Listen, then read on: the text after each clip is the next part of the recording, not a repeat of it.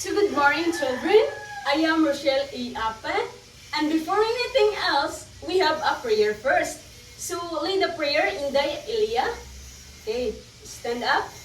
Let us put ourselves to the holy presence of the Lord. In the name of the Father, the Son, the Holy Spirit. Amen. So you may now sit down. I have a classroom rules to be implemented in our classroom. The first one, we have the listen carefully. So I want you to listen to me when I'm discussing in front of you. And the second one, raise your hand before speaking. So dapat mutaas inyong kamot if na may pangutana or ganahan mo istorya. And the third one, stay in your seat. So dapat dili mo maglakaw-lakaw, maminaw ra mo ni teacher para na mo makuha reward. And the last one, we have the participate actively. So speaking of participate, I have here the reward station. You makuha din ninyo nga gantimpala if kamo mag-participate sa kuwang klase. Gusto nyo ba yun? Okay, very good. So now, I have here the objectives. The first one, identify the proper movement and awareness while performing locomotor skills with classmates. The second one, perform locomotor movements such as walking, running, hopping, and skipping without bumping or falling others. The last one is show active participation in class, show cooperation, discipline, and safely while participating in group movement activities. And now, you know what class the locomotor means? I want you to class and move in your seat. No, in place. You can follow me using your body in place.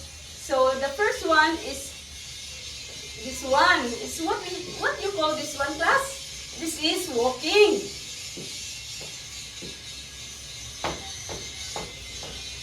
This one. This is what we call hopping. And this one, class, what we call this one? This is what we call running. This one, this is what we call skipping. So did you touch or bump your classmate, class? Okay. You bump your classmate? Yes. You the other, did you bump your classmate, class? Okay. You do not bump, no, kay you move carefully. And the other one is they bump because they did not know how to move safely. And now, class, I want you to move around the classroom using the locomotor movement. So are you ready, class? So let us perform the activity. Let's start now. So in 1, 2, 3, go! Running, walking, hopping, skipping. Keep your eyes open. Move carefully. Do not push or bump your classmates. Okay. Sit down, class. And now, what movement was easy for you? Okay, walking. So, walking is easy movement for you to perform. How did you avoid bumping others? Okay. Because you are carefully move. So, what happened if we move too fast? Okay, ato sila mabanggaan or ato makapustag accident sa uban. And now, why should we keep space between classmates while moving? Oh, importante na atay spacing para avoid og disgrasya. What may happen if we do not watch where we are going? Oh, makadisgrasya tano. Dapat ato sila mabumping or what is mafuling. So dapat magtanaw tawag asa tapaingon. Ug sa nana sa atong space. how can we protect ourselves and others during the games? So space, no? So dapat you know how you perform the movement. Dapat naka-spacing. Dapat kamao ka, asa ka mo lugar, and asa ka mo move para avoid bumping others. Okay? Which locomotor movement did you enjoy the most? Okay, hopping. Very good. I love hopping also. Because the hopping is, we can move and ma-benefits ta sa atong body. And we can create a smile in our face. Moving carefully prevent accident. Space awareness help everyone stay safe. Following directions help the group move smoothly. Now, I have here the, as what I've said earlier, locomotor skills include walking, running, hopping, escaping.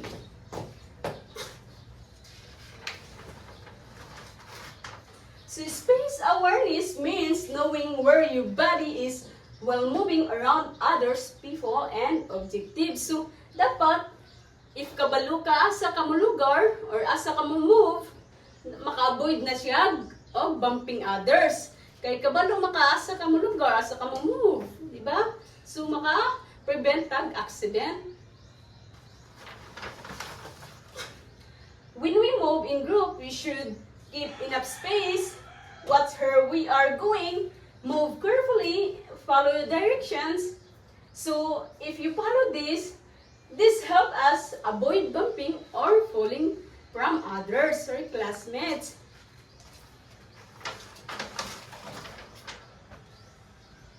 And now, I have here the chant. I want you to follow me after. Me first. Okay, class? Ako muna, tapos after that, kayo nasad. Okay. Walk safely with care. Keep your space everywhere. Hop and skip. Do not fall. Safe movement help us all.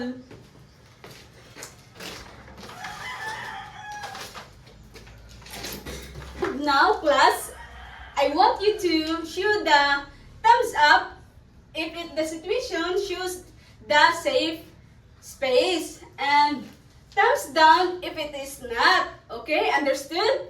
Okay, very good. Kayo nasabtan. So I have here the 5 situations. So I want you to identify if it is thumbs and thumbs down. So the first one, Anna runs slowly and watches where she goes. It is thumbs up or thumbs down? Okay, thumbs up. Well, it is thumbs up, class. Okay, very good. Because Ana, iyagi gitanaw ang space if asisiya mo adtong. Okay. Then the second one, Ben poses his classmate while running. So class, thumbs up, thumbs down. Okay, thumbs down no. Kay si Ben, iya gi-push ang iyang classmate while running. So, dili na siya pwede no. Kay iya man gi-push yung classmate. So, dapat we avoid bumping others. Okay? The third one is the Liza keeps space while hopping.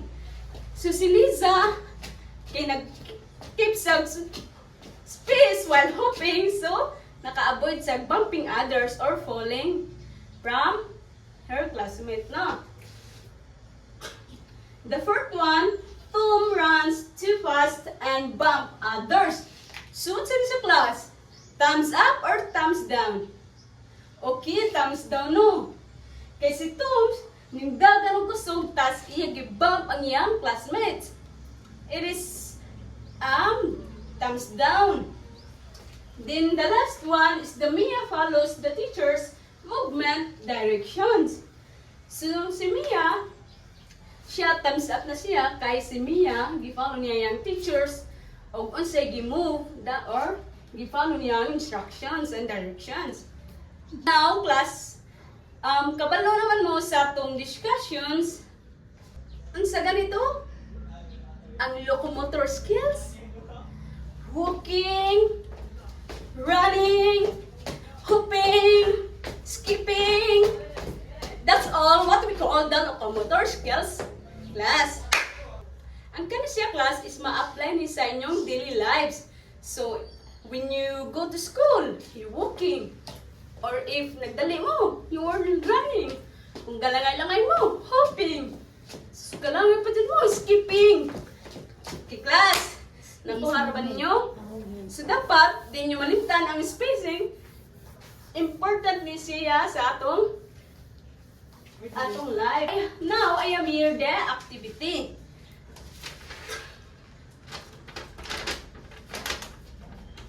The instruction, right, is if the action is safe, and right, you if it is unsafe.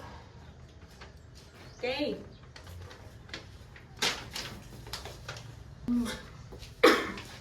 And now, I have here the assignment. I want you to answer in your home. Okay, understood? Okay, class? Class dismissed. Thank you and goodbye. God bless.